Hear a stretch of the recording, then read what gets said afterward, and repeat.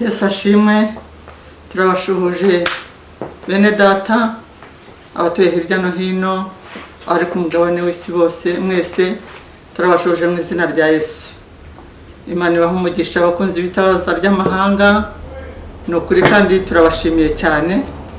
Twari tumaze iminsi mutatubona aho twakira abashyitsi benshi, ariko Imana ibahe umugisha. Ndabashimiye abakunzi bacu mudukurikirana umunsi ku wundi mukumva ubutumwa bwiza. Imana ibahezagire. Ndabashimiye mu izina rya Yesu Kristo. Yewe rero natanze ubuhamya mu buryo bwinshi butandukanye, ariko nishimiye no kuba ngiye kongera kuganira namwe n'abakunzi banyu. Ni iby'ingenzi kandi ni iby'agaciro. Ntabwo ndi buvuga ubuhamya bwose kuko ni burebure cyane, ahubwo ndagerageza mvuge inshamake. Ndi umusore wavutse ndakura nk'abandi bana, ndiga nk'abandi bana, hanyuma rero nza kumenya Yesu. Uburyo rero naje kumumenya, nari mfite mu myaka 12. Icyo gihe ndabyibuka neza ko twabaga muri Kayonza. Hanyuma nza kumenya Yesu. Ni ubuhamya bukomeye, ariko ndagira ngo mbaho ubuhamya bwo kuntu nahuye n'abantu bafite izindi mbaraga, bakorana n'izindi mbaraga. N'abantu nabanye nabo, nagendanye nabo igihe kitari gito, imyaka igeze hafi kuri 5. Nanjye ntabwo nari mbizi ko bakorana n'izindi mbaraga. Nabitaga abantu b'Imana, nabo bakanyita umwana w'Imana, bari kudutoza. Naze kugira inshuti iza kumbwira ko yifuza ko, kuko nari naramenye Imana, nza kumubwiriza butumwa. Nza kumbwira ko yifuza ko dukorana umurimo w'Imana mu buryo bukomeye. Nta mazina y'abantu ndi bukoreshe, ariko ndavuga ibyabaye byose. Ndagerageza kuvuga ibyabaye. Naje kujya mu giterane muri Uganda ahantu bita Nasana. Abantu baba muri Kampala barahumva cyane. Ni giterane cyari cyabaye gisoza umwaka. Hari ukuntu hariya igihe cyo gusoza umwaka kiba gifite imbaraga, bagishyiramo imbaraga ku buryo hakorwa ibiterane byinshi. Cyari igiterane cyagombaga kumara mu minsi 4. Nagende umubwiriza butumwa batumiwe. Turabwiriza, turasenga, igiterane kirarangira. Nyuma umuntu aza kumbwira turi gutaha. Umuntu aradukurikira n'imodoka ati ndashaka kuganira na Daniel. Ndahagarara, barampagarika, turavugana. Yari umupasiteri, yari umuntu icyo gihe, we ntabwo yari umupasiteri. Yari umuntu utunze cyane, ariko mbona ari inshuti n'uwo mupasiteri. Nari nagiye kubwirizaho. Ubwo twavuye aho turataha aho bagombaga kuducumbikira. Bukeye haciye iminsi nk'ingahe, haza umupasiteri arazwi pe, arazwi cyane muri Uganda. Biragoye ko ushobora guhura n'umuntu umwe, 2, 3 utaramenya umuntu muzi. Ntabwo byashoboka. Ubwo rero yaraje andeba, turaganira. Yari umugabo wakoreshaga icyongereza kiza n'ikinyarwanda kandi arakizi n'Igiswahili. Rero turaganira, arambwira nakwishimiye, ndifuza gukorana nawe, wahawe ijambo rikomeye ry'Imana, ufite ubuzima bw'Imana muri wewe. Ambwira amagambo menshi. Rero byaje kurangira nemeye nyine kuba inshuti nawe, kuko n'abaho ngaho narindi bose bari gutangara uburyo umuntu yaje kunshaka. Bose byari ikintu gikomeye byabereye hano Nasana. Ubwo byavuye aho ngira igihe cyo gutaha, kuko aho ntabwo nahamaze igihe kinini, ariko ntaha tuvugana kuri telefone, dupanga guhura, mbese dufitanye ubushuti bwiza. arambwira ngomba kuguhuza n'abandi bantu b'inshuti zawe hariya b'inshuti zanjye hariya mu Rwanda b'abapasiteri bakomeye bakagufasha abantu batandukanye. Hari abantu batazi ko imbaraga ziteye ubwoba za Satani zibaho, hari abantu batabizi, ariko reka mbibabwire ko zibaho. Kuba utarahura nazo ni umugisha, ariko niba warahuye nazo nibwira ko utahakana ko zitabaho. Ngewe naraje nkigera Nyabugogo, uwo mupasiteri yari yampuje nawe niwe waje kunyakira, nta nubwo ari pasiteri ahubwo nuko ariyo titire ndi gukoresha, ariko ni umuyobozi mu madini. Yaranyakiriye arantwara tuyiwe mu rugo turaganira turishima. Umuyobozi utari umupasiteri? Oya, ndi umupasiteri ahubwo ku rwego rwo hejuru, ntabwo yitwa pasiteri, ahubwo niyo titire ngewe nakoresheje mu kurinda ibyo mvuga. So rero antwariwe mu rugo, ariko dutaha tuganira ambaza uriya muntu uko akomeye mwahuye mute, uriya muntu uko akomeye mwahuriye. Nanjye musobanurira uko byagenze, musobanurira uko twahuye, musobanurira buri kimwe cyose, nta kintu namuhishe. So ubwo rero byabaye aho ngaho, dutaha tuganira ambwira uburyo umuntu akomeye, ambwira ukuntu bamwubaha, ambwira ukuntu ari umuntu w'igitangaza, ambwira wagize umugisha guhura nawe, wagize umugisha kumumenya, ugiye kuba umuntu w'Imana ukomeye, isi igiye kukumenya, ugiye kuba igitangaza, ibintu byinshi nk'ibyo ngibyo. Tuba inshuti, twubaka ubucuti ku buryo yazaga kundeba nanjye nkajya kumureba. Twari dufitanye ubucuti bwiza, tugatemberana. Abantu benshi bari inshuti zanjye baramuzi, kandi n'abari inshuti ye abenshi barazi. So rero byabaye aho ngaho, umugabo ageraho tugirana ubucuti mu mubano ukomeye, twagiranye ubucuti n'umubano ukomeye cyane, ukomeye. So igihe kimwe rero ubwo ndi gusimbuka, haje gucamo igihe, arambwira ndashaka ko nguhuza n'abandi bantu b'inshuti zanjye b'Abatanzaniya, bari abagabo ngo baturukaga muri Tanzania.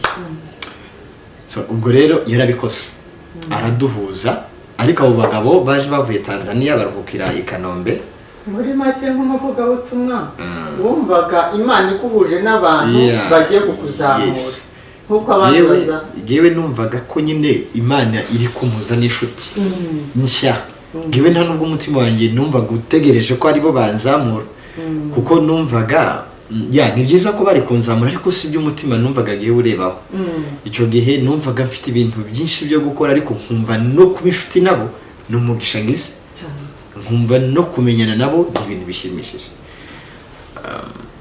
Hacemo igihe abo bagabo baraza, tujya guhura nabo, baratwakira. Amafoto yabo ndayafitemo hano muri telefone yanjye, ntabwo tuzayagaragaza ariko mwebwe ndayabereka. So noneho rero ubwo baranyakira, hari n'abandi bantu, ntabwo ari ngewe wenyine, hari n'abandi bantu batandukanye, ariko nkumva baravuga ibintu byinshi ngewe sindi kubyumva. Bageze aho batwicaza ahantu mu cyumba kimwe, baratubwira bati, umugabo umwe araza aranganiza, arambwira ati eglise usengeramo, eglise yawe ni iyihe? Eglise nyene genda tungurwa, ngira ngo ambajije eglise sengeramo, ndayimubwira. Aravuga ngo nyowe ntoya, ngo niyo usengeramo ni yego. Ati no, aratungura, ati no, ati ibyo bintu biba, mbese mbona bimubereye ikibazo gikomeye, mbona ntabwo abyishimiye. Byari ibintu nabonaga yarabyakiye mu buryo bugaragarira buri wese ko ari ibintu bimujennye. Arambwira ati oya, ati no, ati ntabwo ari byo. Arapakanira, tugomba kugira eglise, ati kandi twebwe dufata abagabo tukabagira abagabo. N'iryo jambo ni umupasiteri twahuriye nyine wampuje nawe, nawe yararimbwiye umupasiteri wabaye inshuti yanjye nawe yararimbwiye ati dufata abagabo tukabagira abagabo, dufata umugabo tukamugira umugabo kurushaho. Rero bibaho, ubwo turakomeza turaganira, ambaza ibibazo byinshi, yambajije ibintu byinshi cyane kuko twaganiye umwanya. Ageze arambaza ati bagusobanuriye ntibasobanurire iki? Ati umuryango wacu uko dukora n'ibyo dukora. Ndavuga igihe nta kintu nzi, ndumva ntasobanukiwe, ahubwo mwansobanurira. Yafashe carte ayikuramo, uretse ndebe gatoya, yafashe carte ayikuramo, arambwira ati reba iyo carte. Gewe narayirebye mbona, uretse ninyibona ndaza kuyibagaragariza. Gewe carte narayirebye mbona yanditseho Illuminati and Freemasonry. Yari carte iteye nka ID irangamuntu. Arangije arambwira ati gewe ndumuhuza muzi ibikorwa bya Freemason na Illuminati. Ati kandi ngahuza ibikorwa by'iyo miryango n'abanyamadini. Ati niwe mbese ubihuza, niko we yabisobanuriye. Uwo mugabo turakomeza turaganira, ibyo ntabwo nari mbizi, nta nubwo nari nzi icyo ari cyo. Nari umwana uraho nyine utazi ibintu byinshi, ariko wuzuye umwuka w'Imana. Byabaye aho numva ndamubaza ni ibiki, ibi ni ibiki? Se Freemason ni iki? Numvaga harimo free na maso. Kumva Freemason ni iki? Nkimubaza gutyo yaranyitegereje arandeba, yagira indi jambo avuga. Ntundira utoke ati sanga uriya bakonzaniye gusobanurira. Yansubijeyo njya kureba wa mushuti wanjye umukozi w'Imana biteye ipfunwe, ndamusanga aratangira yanga, ntabwo uwo munsi yahise ansobanurira, ahubwo yagiye aca ku ruhande ambwira ati ibi ngibi dore uko bimeze. Ntabwo uwo munsi yahise ansobanurira, so ariko yaranganije arambwira ati ntabyo uzi. Atangira ati wewe wumva icyo yakubwiye ugikurikize, ati nta kibazo, ni byiza. Mbese anyumvisha ko ibyo bintu ari ibintu byiza cyane, ariko ntiyahise ansobanura ngo ni ibiki. Nyuma nibwo nagize amatsiko ndamubaza, nsobanurira ibi bintu nyine, ndumva harimo free n'amaso, ibi bintu ni ibiki? Ndeba ikarita yampaye ndamubwira hariho aya magambo, hariho n'ibi ntabwo nsobanukiwe ibyo bintu ni ibiki nyine. Umukozi w'Imana ni wo mu ruhe rusengero, ariko nyuma naje gusobanukirwa ko uwo twahuye ntabwo yari umukozi w'Imana, nyine yarashinzwe guhuza amadini na maso na Freemason. So ni ibintu shuti yanjye, reka nkubwire, ni ibintu bifite imbaraga ku rwego ruteye ubwoba, ku rwego rukomeye cyane. Ubwo yanze kunsobanura turaho, arambwira icari hariya, ndicara. Bakora ibikorwa byabo, ajya mu byabo, nabonaga bameze nkaho bari mu nama n'ibindi bintu byinshi. Basoje araza arambwira dutahe, turava turataha. Hanyuma ubwo tumaze gutaha hace nk'igihe gitoya, ahita ambwira ndashaka ko dutembera, bya bindi ukeneye kubimenya. Yego, ndashaka ko dutembera nkagusobanurira. Twaratembereye Gisenyi, hano Gisenyi neza muri hoteli, aratangira aransobanurira.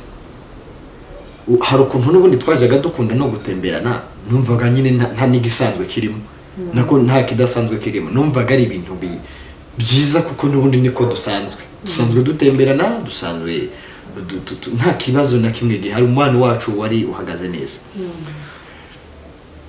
Umugabo nibwo yasobanuriye akuramo inyandiko n'ibitabo byinshi bitandukanye, akuramo imyenda y'ibitambaro biriho ijisho, ibirango, ibintu biteye ukwabyo by'amarati, akuramo ga yambara mu ntoki, hari n'ikintu kimeze nk'ikidari ukuntu, n'inkoni imeze nk'umusaraba ariko wigoronzoye ukuntu. Yari afite ibikoresho byinshi, ubwo ibyo ndi kuvuga nibyo mbashe kwibuka, ariko yari afite ibintu byinshi n'ibitabo byinshi n'izindi nyandiko zitari ibitabo ariko ubona ari inyandiko. Ubwo abikuramo, yatse imashini isanzwe, laptop, aratangira akuramo na buje, yarazifite buje zitukura zo mu bwoko butukura, n'ikindi kintu kimeze nk'ikidari ariko kirimo ijisho rimeze kuntu ry'iroza, ariko ubona ko ni ibintu nyine byahisigaye binkanga, numva ngize ubwoba, ntangira kwibaza ibi bintu se n'ibiki, numva umutima utangiye kumbwira ibi bintu wasanga atari byiza, kuko nari mbonye buje nta Bibiliya nabonye, donc ariko na Bibiliya nayo irafite Bibiliya ariko iriho ibirango by'amarati ya Freemason, ntabwo yari Bibiliya isanzwe. Twebwe tugira izi Bibiliya zera, ariko we Bibiliya yari afite aha hasi, yari ifite ikirango kimeze nk'irati, mo hano hasi gutya harimo ijisho, yari Bibiliya. Ndafite ifoto ndaza yo kuyibereka, mfite ifoto yayo. Ibyashobotse bimwe nagiye niba nkabifotora. Yego.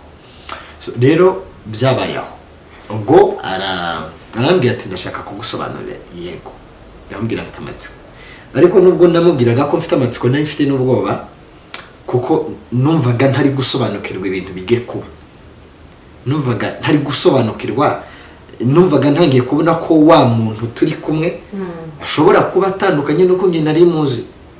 Nari nzi ko ari umukozi w'Imana, ari inshuti yanjye, ntagira noneho gutekereza uyu muntu sinigeze mumenya, kubera ko nari ntangiye kubona ibintu ntari narigeze mbona mu buzima.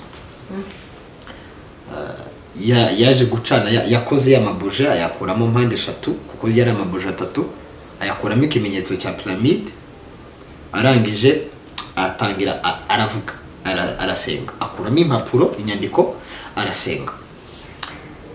Yasenze ariko mu rurimi ntabwo bwe numvaga ururimi yasengaga urwo arirwo, wenda ashobora kuba ari azi indimi nyinshi, ariko bwewe ntabwo numvaga niba ari Icyongereza, kandi ndacyumva cyane, ntabwo numvaga niba ari Igiswahili, ntabwo numvaga niba ari Igifaransa, wenda France yo ntabwo nyumva cyane, ariko nagombaga kumva ko ari kuvuga Igifaransa.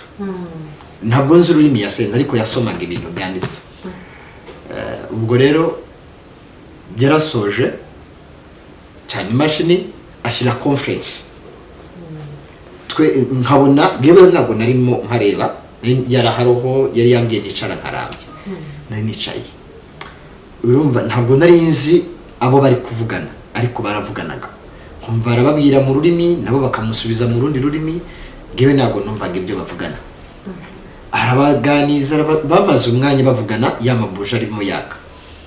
So rero mbona amabuje ayaka, cya kintu cy'ijisho yagishyize iruhande, hari uburyo yari yabiteretse, mbese byari ibintu ubona ubikoze mu buryo buteguye cyane bw'ubuhanga. Rero naje gutungurwa, nyuma nibwo yaje gusoza, arambwira ati nibwo ngiye kugusobanurira, ati maze guhabwa uburenganzira bwo kugusobanurira. Nibwo yatangiye kunsobanurira, arambwira ati twebwe umuryango mugari tubarizwamo witwa Freemasonry, ati kandi ntabwo turi abantu bagiye mu mbaraga za Satani, ati ahubwo twebwe twifashishije imbaraga z'isi. Nuko yabimbwiraga, ati umuryango wacu rero uratraininga abantu, ukabigisha n'ibintu, mbese akoresha uburyo bushoboka ku buryo nyumvisha ko ari philosophy, ku buryo nyumvisha ko ari filozofi isanzwe. Yasobanura ibintu byinshi, arambwira twebwe ati turi mu ishami ryihariye, ariko ati nawe kuko wisanze mu buryo turimo ry'iyobokamana ati nawe niho uri bose ati ariko weho siho uzakora ngo utinde ati warasuzumwe dusanga ntabwo weho ariho ugomba gukorera gusa tugomba kuhakorera ariko ugomba no gukorera no mu kindi kigo ati ugomba kuzakora mu ishami tujye kuronshinga vuba ryitwa New World Order. Hanyuma arambwira ati ngomba kugufasha ku buryo usobanukirwa. Aransobanurira ati rero kwinjiramo hano ati dufasha abantu kugira ku iterambere ryose rishoboka ku buhangange bwose bushoboka ku kintu cyose gishoboka igihe bakurikije amasomo ari mu bitabo byacu n'amabwiriza tubahereza. Genateza amatwi numvaga ntazi nyine biri kuba numvaga mfite amatsiko yo kumenya iherezo ry'ibyo bintu numvaga nshaka kumenya ibyo bintu n'ibiki ariko arambwira ati ni umuryango mugari ku isi hose ati ntabwo twakira buri wese ati twebwe turatoranya ati kandi yambwiye ibintu byinshi ati kandi ati uwo twatoranije aba yatoranije ati ntabwo ari buri wese twakira ati kandi uwo twakiriye tumugenera hagomba kujya. Yaje gukuramo inyandiko nyinshi zitandukanye nyinshi nagiye kuko twabaye inshuti cyane hari zimwe nagiye mfotora nkazibika mfite n'inyandiko zazo hari n'ibitabo byinshi bimwe na bimwe bamaze nyuma ubwo twaje kuganiraho ibintu byinshi ubwo ndi gusimbuka kubera umwanya ari muto ndi kugenda nsimbuka ntabwo ndi bubivuge byose ngo mbirangize. Nyuma rero ubwo yaje kumbwira ati twebwe tugira indahiro nyinshi atari kizikwemera kuba umumembazi wacu ni indahiro 3 ati harimo indahiro ya fraternity cyangwa se brotherhood ati hakabamo indahiro ya Lord Supreme Master ati indahiro ya gatatu ni ya Baphomet ati iyo umaze kurahira indahiro ya Baphomet ati uba uri full members ati uba uri umunyamuryango wuzuye. Ubwo yarazinsobanuriye ariko izo ndahiro ntabwo ziteye ubwoba cyane kuko twabaye inshuti cyane nkuko ndi kubikubwira. Hari zimwe nagiye mbasha kugwaho nkabimenya ariko izo nabashije no kugiraho gutya nahuye n'ibibazo bikomeye cyane nahuraga n'ibibazo bikomeye cyane. Ubwo yanganije ibintu byinshi ako kanya arambwira turaganira buracya turabyuka turatembera tukongera twagaruka twaganira bisobanurira mu buryo ngomba kubikunda mu yandi magambo yari bihundishije ugatinyuka ukaryamana nabo nari kurareze ntaho nari kurara nta hantu nari kurara nari kumusiga se nkajya kurara kandi n'ikindi nari ntarasobanukirwa ko ibyo bintu biri satanike kuko yarambwiraga ntabwo biri satanike n'iby'ubwenge n'ubuhanga bwo kwisi n'ibyo kumenya no kuvumbura ntabwo ibintu biri satanike. Nanjye rero ubwo niyumvishaga ko ahubwo ndi kumenyana n'abantu bari ku rwego rwiza tugomba kuba inshuti kandi tugomba kumenya byinshi. Arambwira ati ndashaka ko uyu munsi ugomba kurahira.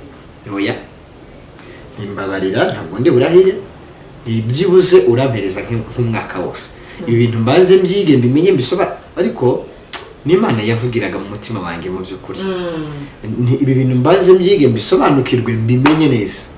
Arambwira ati rero ati umwaka ni munini ntabwo naguhereza umwaka ati gerageza ufate umwanzuro vuba ndumva ari ibintu byinshi kandi biremereye ngomba kubyiga nkabimenya donc nkinjira mu bintu nzi byari byo.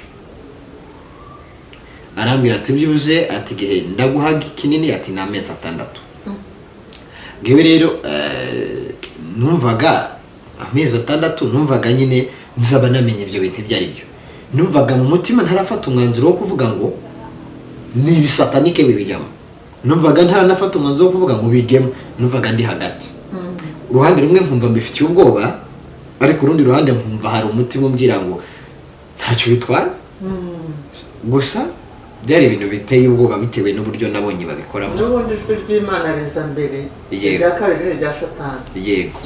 Noneho byaje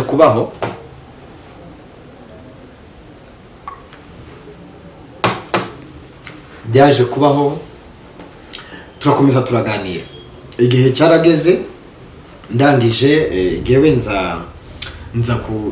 aza kumbwira dutahe, turongera turataha. Ikintu cyose nakeneraga yaragikoraga, cyose nico ntabaga namubwiye yaragikoraga. Tuba inshuti, turakomeza turabana, tukajya tujyana mu bihugu bitandukanye. Ubwo twaje gukomeza tubana gutyo. Nyuma naje kumenya ikimenyetso ko ari biri satanike.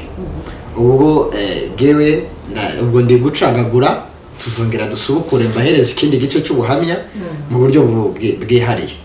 Naje kumenya ko ari biri satanike.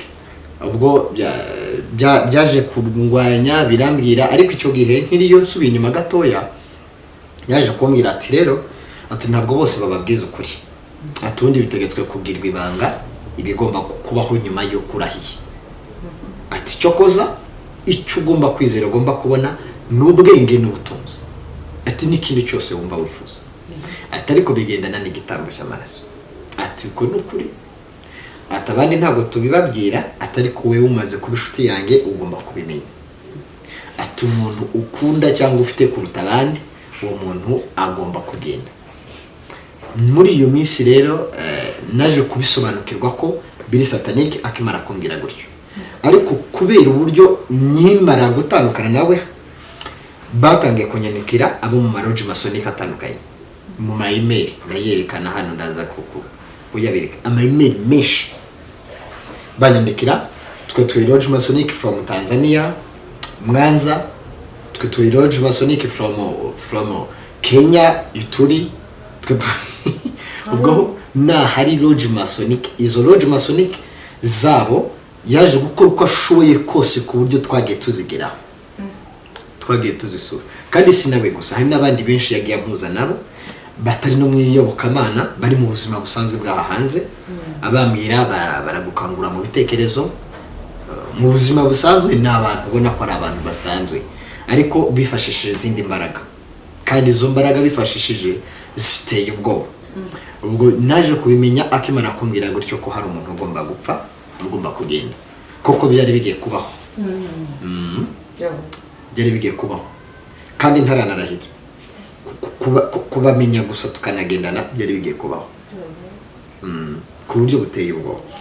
Rero ubwo twaje kugenda tugendana ahantu henshi hatandukanye, mu bihugu byinshi bitandukanye tugendana, ariko ubwo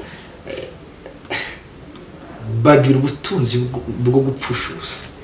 Twaragendanaga ahantu hose, buri kimwe cyose ari amafaranga menshi gusa, ku buryo nyuma nageraga aho nkibaza ubuzima bubaho, si umuntu abaho gutya mpaka nyine. Byari ibintu bigaragarira buri wese ko biteye ubwoba.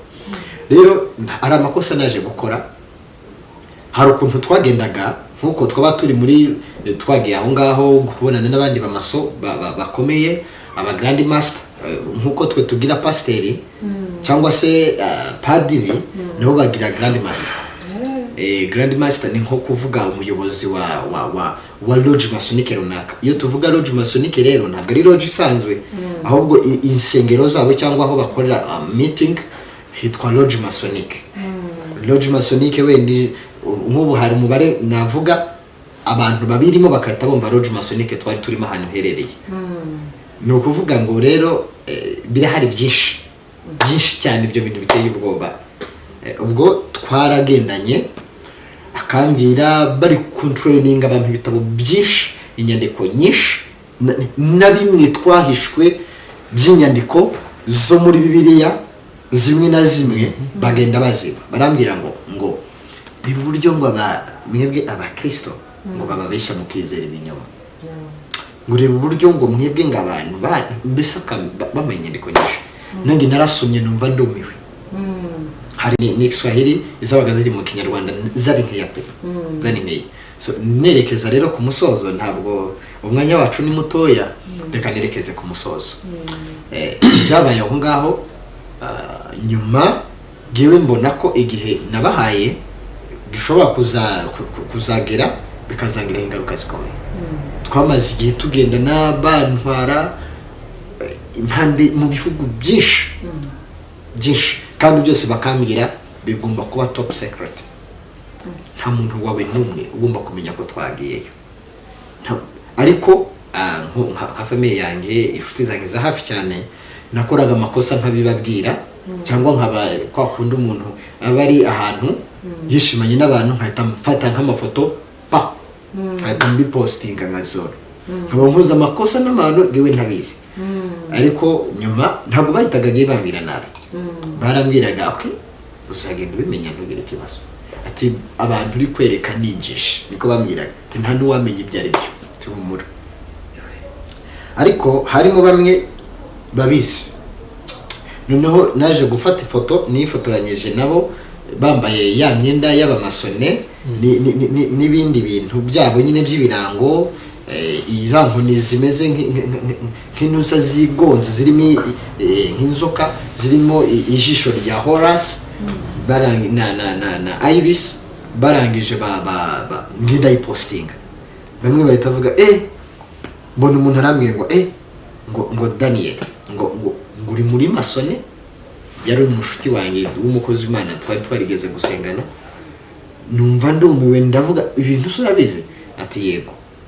Mbona ashaka kubisobanura, ndambwira wije kunsobanurira ibyo utazi. Kari ubwo ngewe nyine nari nakoze ikosa kandi ntashobora kubisubiza inyuma. So abantu benshi bamwe na bamwe bahise batangira kuntekereza ko ndi muri masone kubera iyo foto nari nasohoye. Ariko ngewe nari nkiri kwigishwa kuba interesse, nari nkiri gutrainingwa, kandi barambwiraga ugomba kuba grand master, ugomba kuba umuntu ukomeye kandi uremereye cyane muri masone, ugomba kuba umuntu w'igitangaza. Babira rero imiryango myinshi, ariko yose ishami rigari ni Freemason. Indi miryango ari Roscroix, Maikari, Illuminati n'ayandi, bagira imiryango myinshi cyane. Baje no kumpa inyandiko irimo amahame n'amabwiriza bagenderaho, ndayifite ndaza no kuyibaha ku ma email n'ahandi. Nabanye nabo ku buryo budasanzwe, namenye byinshi. Noneho babandi bakomeye bo ku rwego rwo hejuru baza kunkunda cyane, babishuti zanjye. Ariko ibikorwa byose nakoraga nabaga meze nkaho hari kamera yabo iri kundeba, ku buryo nabaga ngiye gukora cyangwa nkoze nk'ikintu kibi, umwe nahitaga numva umwe ampamagaye ati ibyo bintu ni ubusazi n'ubugoryi ukoze, ntabwo ibyo bintu bibaho. Nkumva ndumi nkavuga ye afite ubushobozi bwo kundeba ahantu ndi, afite ubushobozi bwo kumenya. Ariko naje kumenya ko ibyo bintu ni ibintu biteye ubwoba, ni bya bindi bita magique blanche. Umuntu wakoze magique blanche cyane aba ari ikindi kiremwa, ntabwo aba ari umuntu. Ibyo byose rero babikura muri kino gitabo. Nanjye rero baje kumpa ibitabo byinshi bambwira soma, ariko bigomba kubibanga n'ububiko bwawe bukabibanga, ku buryo nta wundi muntu n'umwe wemerewe kubibona, ku buryo nta wundi muntu n'umwe wemerewe kumenya inyandiko zacu usibye wewe wenyine, nta wundi wemerewe kubimenya. Tubana dutyo, twaje kugera muri Kenya, turi muri Nairobi. Baza kunjyana mu bintu by'imashini ngo bampime, barambwira ngo ntabwo ngewe naje kumenya ko ngo bapimaga ibitekerezo byanjye nyuma, ariko ngewe ntabyo narinze. Barambwira bati wewe ntabwo ugomba kuducika. Twavuyeyo turongera turagaruka, bakomeza kuba inshuti zanjye, twamaranye igihe kinini. Nyuma mbonye ko umuntu wanjye agiye gupfa, umubyeyi, kubera ibyo bintu nawe yamaze kumenya ibyo ndimo ibyo ari byo, arabizi. Wenda tuzaramuzura abiyere ubuhamya pana kuri kamera, arabizi cyane. Ubwo rero nibwo naje yewe gutangira kubahunga. Naje kubahunga, nkuraho telefone, nkuraho buri kimwe cyose, nza kubahunga. Ntangira kugenda nihisha, nkuraho n'ibindi kintu cyose cyatuma menyana nabo. Hari umuntu w'umu reverend waje kunyakirana, nari nabahungiye muri hano hakurya mu baturanyi. Aza wenda muzanabimwumva nazababwira. Arabimenya izo mpunzi ibyo ari byo kuko nawe numvise hari icyo abiziho, ariko ni ubuhamya burebure cyane. Ubwo ntabwo mise nsoza kubera ni ibintu byinshi byabaye imyaka 5 muba mwaranyuze mu bintu byinshi. Ntabwo ari ibintu wavuga mu minota 30 cyangwa mu isaha imwe, ni ibintu byinshi cyane. Ariko nakuyemo isomo rikomeye, nakuyemo ibintu biteye ubwoba. Nabonye ko muri Europe hari ibintu byinshi baduhishe, noneho rero hari n'ibintu byinshi batuzaniye bidusenya, bitwangiza, bitugira ibindi birema. Rero inyandiko zabo n'ibitabo byabo iyo bisomye utarimo imbaraga y'Imana, utarimo imbaraga y'Imana, nawe utawitangira kwisanga muri ya myuka yabo na ya mabwiriza yabo bagenderaho. Ni ibintu bikomeye. Niyo mpamvu rimwe na rimwe ntajya nkunda no kwerekana ibitabo byabo, kuko abantu hari ababisaba bakambira duha inyandiko zabo tuzisome, nkababwira dore ndabifite rwose kandi ni byinshi. Mfite ibitabo byabo bigera hafi kuri 18 hafi 20. Mumaze gutandukana ntawe kwatse bari kubinyaka, ariko kuko nari narabihishe nkuko nabo babimbwiraga, kandi mu kubihisha ntabwo nari narabihishuriye aho nabihishe, barambwiraga ugomba kubizana. Ababwira ariko no gutandukana nabo baje kubimenya ko ntakibashaka, nanjye ndimo ndabihisha, no kumbona kuri telefone bisigaye ntayo mfite, ntayo ndikoresha, bisigaye ari ikibazo gikomeye. Rero bakoresheje uko bashoboye ngo bandwanye, n'uyu munsi baracyabikora. Ubundi nari naravuze ko ibintu ntazakomeza no kubivugaho, kuko yewe Daniel kubivugaho ntabwo ndi bubisenye ku isi. Ni ibintu biri top, biri hejuru. No kubona umuntu uri mu rwego rwo hejuru ibi bintu atabizi byakugora. Ni hafi y'uko ahubwo navuga ngo amahirwe y'uko ibyo bintu yaba atabizi ni hafi y'uko adashoboka. Ushobora kuba abizi ari umukozi wabo, cyangwa abizi abirimo, cyangwa abizi agenda mu mategeko yabo, akora icyo bamubwiye. Iyo ushatse kubarwanya bahita bakwica, iyo ushatse kubabwirira nabi bahita bakwica. Ibi rero numvaga ngewe mvuga ndashaka kuvuga Kristo, kuko n'ubundi ibi ngibi namenye igihe byabereyeho, byabayeho imyaka myinshi ishize. Ntabwo nabirwanya ngewe ngo mbikureho, kuko n'ubundi abo bishe babirwanyije ni benshi. Ngewe nta nubwo ntinya kwicwa, oya simbitinya na gatoya, ahubwo nuko ngewe nshaka kubwira abantu Kristo ubasha gutsinda ibi byose. Kuko nabo ikintu bireferaho bo baravuga ngo Yesu Kristo ngo ni umwana wa kabiri w'Imana, niko inyandiko zabo zibivuga. Mu gitabo cyabo kitwa Rebetoris kiravuga ngo Yesu ngo ni umwana wa kabiri w'Imana, ngo naho Lucifer ngo niwe mfura y'Imana, niwe mwana wa mbere w'Imana. Ubwo rero ngo Yesu ngo Satani ngo ni umutwara mucyo, ngo ni umutwara rumuri, ngo kandi Satani ngo we imbaraga ze nko kuri page ya 216 kugeza 220 niho babisobanura kuri icyo gitabo kitwa Rebetoris cyabo. Ngo Lucifer ngo we ntiyabyawe n'umugore, ngo yabyawe n'Imana, ngo ni umwuka w'Imana ubwe. Ngo ariko Yesu we ngo yahawe kugira ngo asubize abantu kuba mu buryo bwa Adamu wa mbere. Yesu baramwemera ngo kuba mu buzima Adamu wa mbere yabagamo, ariko bagahindukira bavuga ibintu byinshi, bakavuga ngo Yesu ngo kuko yabyawe n'umugore ngo we yasezanije abamukunda ko azagaruka akabajyana kubaha ubugingo. Ngo ariko abemeye Lucifer we ngo kuko ari umutwara mu cyungo ahita bamurikira akabaha ubugingo, ngo kuko we ni kiremwa cy'umwuka ntabwo ari umuntu. Rero inyigisho zabo ziteye ubwoba, kandi nakuyemo ibintu byinshi bikomeye, byinshi bitangaje, byinshi bikomeye, byinshi rimwe na rimwe abantu benshi batanazi. Rero Imana baravuga ngo Imana ibaho, ariko bakavuga ngo Lucifer niwe mfura y'Imana, Yesu ni umwana wa kabiri w'Imana. Ni ibintu byinshi, ariko mbasabiye umugisha, mbifurije amahoro. Tuzongera tubiganiye ikindi gihe. Mugira amahoro. Yesu abakomeze. Reka dusenge. Urakoze Data wa twese, izina ryawe ryubahwe mu mahanga yose, uherekera hose ukageza n'uyu munsi nta kiragusimbura niwe Imana, kandi twizigiye imbaraga zawe n'ubutware bwawe, kandi uzadushoboze gutsinda isi na Satani, mu izina ry'Umwami n'Umukiza wacu Yesu Kristo. Amen.